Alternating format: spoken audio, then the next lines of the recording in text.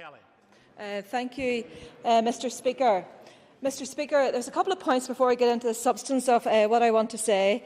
And one is, a number of DUP members have made reference to the business here before us today, given what is needed in relation to the economy and job creation. But I look with dismay at the business for today and the next couple of weeks, Mr. Speaker, because there's nothing coming from OFM, DFM, and in fact the only DUP motion. Order. Order. I've been warning all members to try as far as possible come back to the debate that's before the House this afternoon. Order. That goes for all members.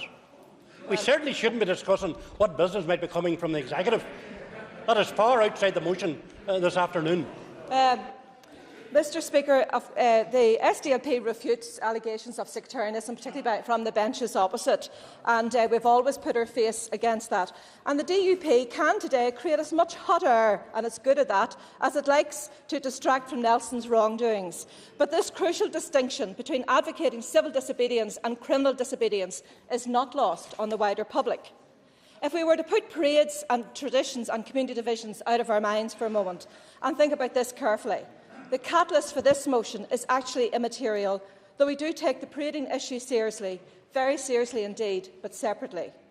What this is about is a blatant breach of the Code of Conduct and Pledge of Office. The Minister could have broken it in 100 different ways, in 100 different circumstances, and we would have brought this motion in any of those events. That this breach is inextricably linked to parades is incidental. Mr. Speaker, this House has a duty to uphold the highest standards, so the people of the North, the people who put us here, can have confidence that those who make the rules play by the rules. This motion would be coming here today regardless of how the Minister broke the code. It is about decency, it is about accountability, and it is about honour, something that frequently absents itself from this chamber. Our electors voted for this Assembly to be brought into being in the hope that we could usher in a better future and a more respectful society. That those who have held high office would work in the best interests of all the people of the North and strive to let the wounds of the past heal. That is why we have the Ministerial Code, and that is why it must be upheld. Mr. Speaker, we have in this House expressed concern at the actions of the Minister in his office. We have raged at his acquiescence to the Tory cuts to our welfare system.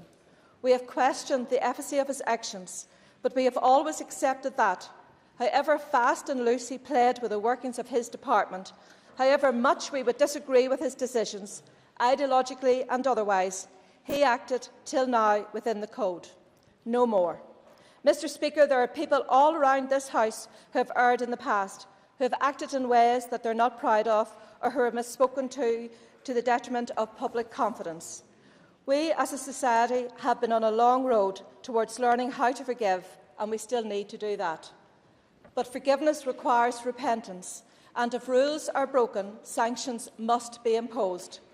The Minister for Social Development has responsibility for a department which affects every corner of our community, including our most vulnerable. Regardless of who they are, where they come from, what their background is, what their politics are, they must be able to trust the man who is tasked with making their communities better. When Nelson McCausland failed to condemn the actions of those who acted to set communities against each other, he broke that bond of trust, and he broke his code of office. I would ask all those who stand for honour, for decency, for prosperity and peace in our communities to go through the eye lobby with us this afternoon and make a stand, not against parades, not against expressions of tradition, against a breach of our rules and a breach of the public trust. Thank you, Mr. Speaker. Peter Weir.